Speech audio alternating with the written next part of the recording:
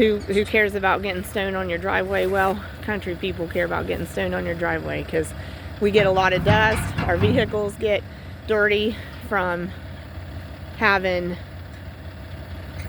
the stone get, you know, crushed and wore down over time. That just makes it dusty, and then when it gets wet, it's just muddy. So when you top dress it with new material, it really helps cut down on the dust and helps keep your vehicles a little cleaner. So the ultimate thing would be concrete it. So maybe, you know, maybe somebody will make it big on YouTube around here, and we can concrete our driveway or something like that.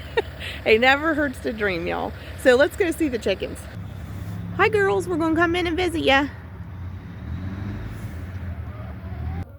Okay, so I can tell you, even at 46 degrees Fahrenheit, without gloves, your hands get super cold within the 15-16 minutes that we've been visiting. So, hey, thanks for hanging with me. You just don't get to see that every day. You just don't every day get to see a dump truck putting stone on a driveway and somebody who, you know, is just an average everyday person driving big equipment, driving a big truck. So wanted to just show y'all that. That's a routine part of our small farm life, a thing that we may only need to do once a year, but it's a thing that really makes it better around our home place. So it's essentially a property improvement from year to year maintenance. I guess I shouldn't say improvement, but definitely property maintenance year to year, since that's our way in and out, and top dressing that driveway really helps.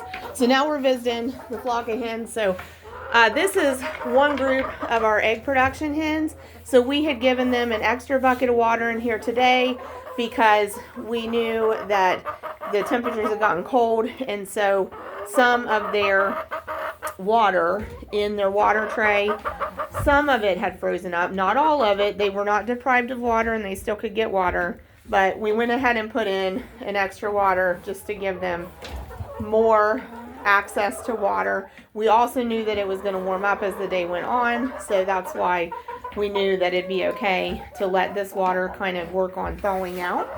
So the gals are doing good. They actually have not been heavy eaters today. They had feed in their feeders this morning, and they still have feed in there. Some pretty hens there. The one looking straight at us, that is, I've been calling her an Easter egg. She was purchased as an Americana. She's eating. It's kind of fun to watch.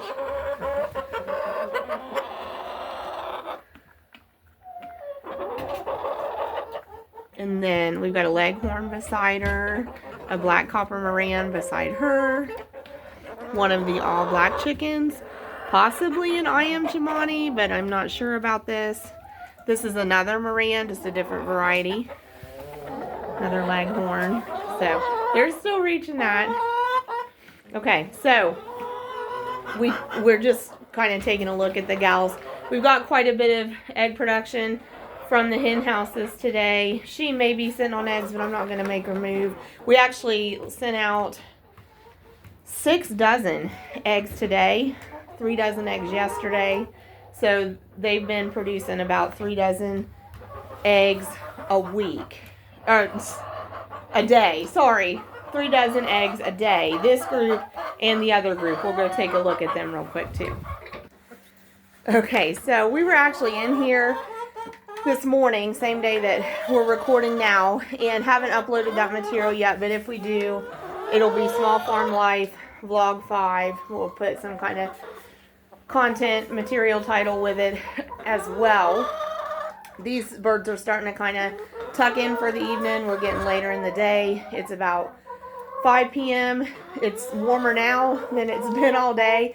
So when we recorded them earlier, we were talking about how we want to encourage chicken owners not to be intimidated by cold weather and taking care of their chickens, and how probably the main challenge, really, other than having shelter to provide them a dry place that's a windbreak and shelter from extreme cold, other than that, the biggest challenge is probably keeping fresh, free-flowing water to them.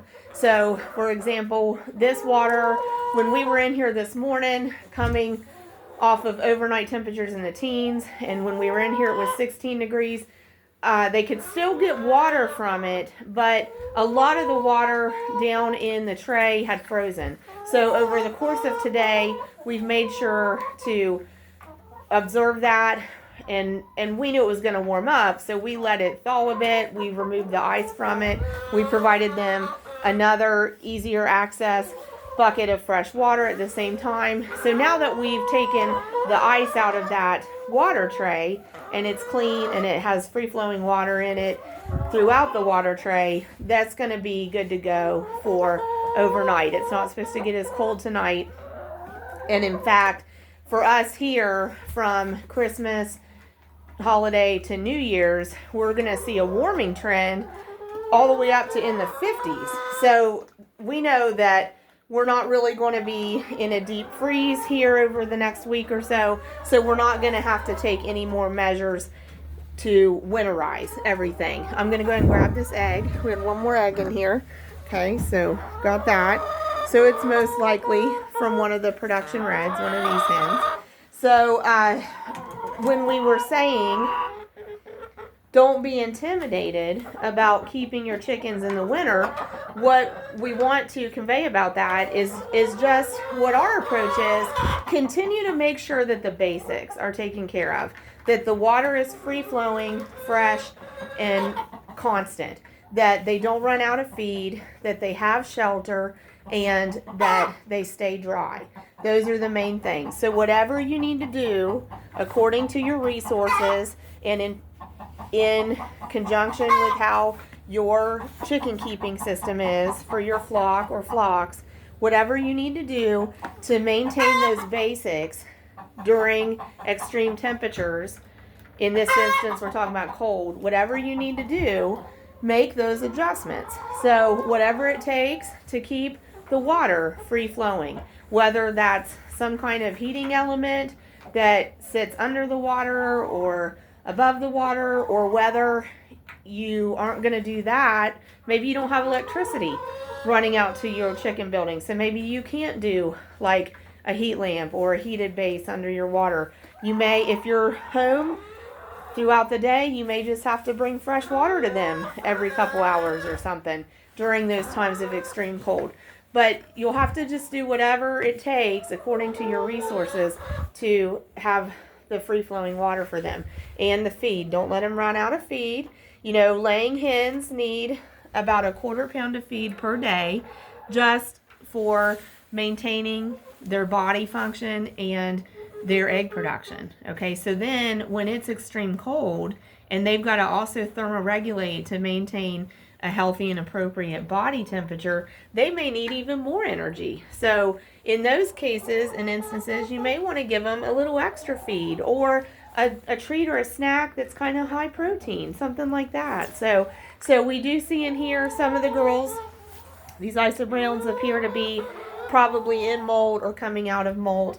There's actually one of the production reds that's probably coming out of molt. She's been in a pretty hard molt. This hen here is not in molt, but I don't think we've seen eggs from her maybe in about a week.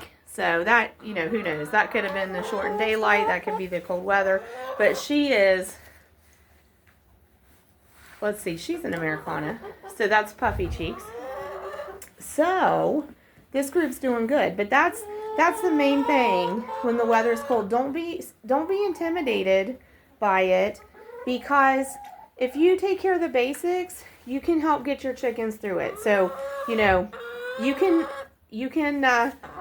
do things to help them be more comfortable, but just concentrate on free-flowing water, continued access to enough feedstuffs, and shelter that keeps them dry and protects them from severe cold and from the wind.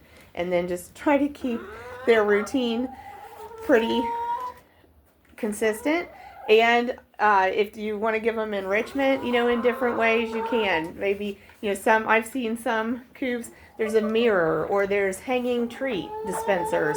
We have a flock block, and then sometimes we'll give them other treats. So whatever enrichment you can provide, that sometimes helps to bust boredom and keep them from destroying eggs and keep them from picking on each other. So the cold is manageable with your chickens, but I'm glad that we're going to see a warm up here. So we were hoping that would be the case.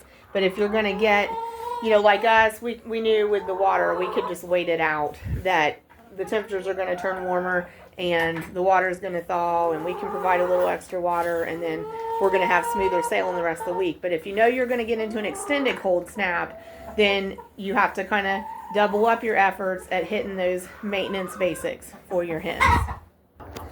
So I'm going to close with this, and probably also we'll do a standalone video on these 3 things as well, because honestly only our most loyal viewers are going to hang through this video all the way to this point on this vlog. But 3 reasons not to have chickens. I'm going to tell you right now, 3 reasons not to have chickens. First of all, when you're sick, they still got to be taken care of.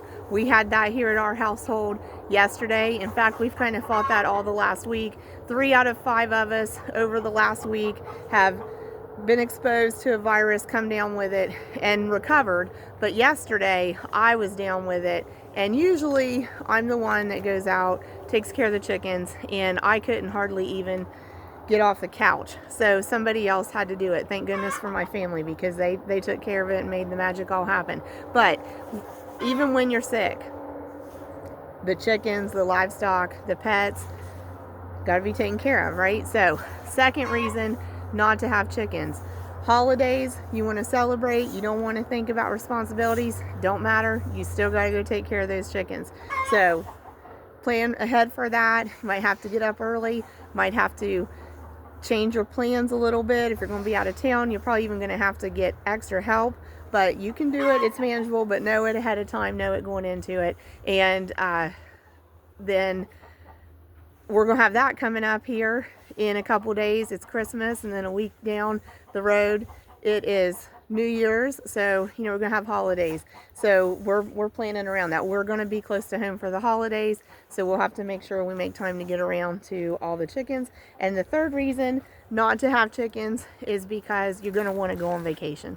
Sometime you're probably going to want to go on vacation, or at least an overnight trip somewhere, and they can't feed themselves. So plan ahead. Again, go into it with eyes wide open. If you don't have chickens and you plan to get some, if you don't have livestock, going to get some. And even with pets, if you want to go out of town and your animals can't go with you, you got to have a way to make sure that they're taken care of. That's one of the number 1 reasons not to have chickens. Well, one of the reasons, and probably the number 1 reason not to have chickens, is when you want to go out of town overnight, you've still got to provide in some way for their maintenance and care. So know that those things are still a must, even when life's circumstances make it a challenge to take care of your chickens. Whether the chicken tender is sick, not feeling well, or the chicken keepers want to celebrate the holidays or celebrate family events, or you want to all go on an overnight trip, the household, nobody will be there to take care of them. You're going to have to plan ahead for those things. So thanks for supporting our channel, y'all. We appreciate you, and we do hope you have a Merry Christmas and a Happy New Year. So thanks for joining us in Southeast Ohio at Twin Oaks Family Farm on our small farm life vlog.